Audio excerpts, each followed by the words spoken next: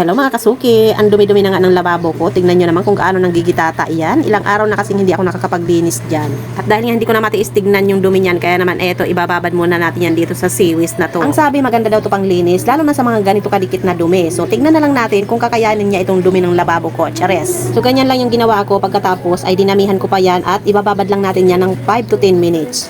Mula nung nag-umpisa akong magwalis sa tupad, naku, hindi ko na talaga nagagampanan yung iba pang gawain dito sa bahay.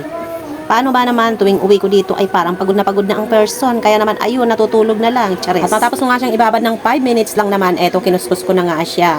At habang kinukuskus ko siya, napapansin ko na parang kunti lang naman yung natanggal sa mga dumi kanina. Siguro kulang pa sa babad. Kaya ang ginawa ko dyan, yung mga itim-itim pa na natira dyan, nilagyan ko na lang ng Sunrox para sa ganun ay lalong matanggal at pumuti naman nang hindi na ko naalibadbaran dito sa lababo ko na to. Chares. Ito pa nga yung kulay ng lababo ko na dati kong DIY. Hindi pa natanggal yung iba, pero yung iba dito sa loob ng lababo ay natanggal na talaga.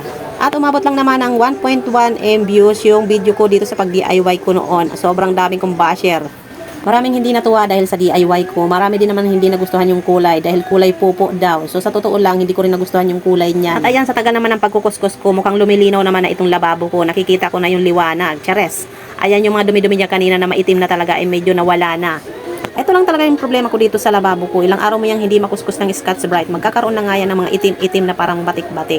Hindi siya nakukuha sa punas-punas lang. Kailangan mo talaga siyang ibabad sa Sunrox at saka sabon para lang luminis. At matapos natin kuskusin, ayan, pinunasan lang natin ng basahan para mawala na yung mga bula-bula. At eto, finally, sa wakas, ayan, tapos na, malinis na. O, diba? Sinimot-simot ko pa talaga yung mga bula-bula dyan para talaga namang wala nang matira. Sa totoo lang, kararating ko lang yan galing sa pagwawalis sa tupad at meron ako daladalang ulam. Ang ginawa ko, isinalang ko na muna yon. Pagkatapos, ayan, nilinis ko na itong lababo ko. At dahil tapos na, eto na, ayan. Kinuha ko na yung aking camera at ayan, pinakita ko na sa inyo. Malinis na, masarap na sa pakiramdam. At pagkatapos dyan, dito naman ako sa CR. Kanina, pinaikot ko na yung washing, kaya meron ng labahan dyan. Tapos, ito yung aking uniform, binanlawan ko na muna para maisampay na, para sa ganun ay matuyo na. Sunod naman yan ay nilagyan ko ng sabon at saka Sunrox itong aking inodoro para sa ganun habang nagbabras ako nitong sahig ng aking CR ay nakababad na yan siya.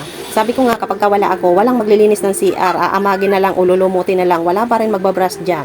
Sabi ko nga sa mga anak ko, pag naliligo sila, brasin naman nila yung sahig. Total, ang tagal-tagal nila sa CR, inaabot sila ng 1 oras. Pero wala.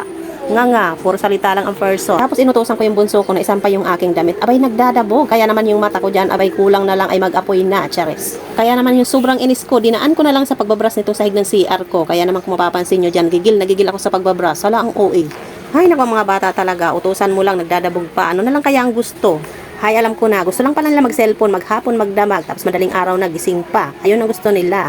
Kasi kapag ka na-istorbo sila sa kanilang ML, galit na galit, charis. Hindi na tayo dapat magtaka dahil yung mga bata ngayon ganyan na talaga. Pagkatapos ng pinagalitan mo, nai-stress daw. Ang daming alam. Hindi lang nila alam, ako stress na rin. Eto, focus na lang sa paglilinis itong CR. Dahil meron pa akong labahan na babanlawan.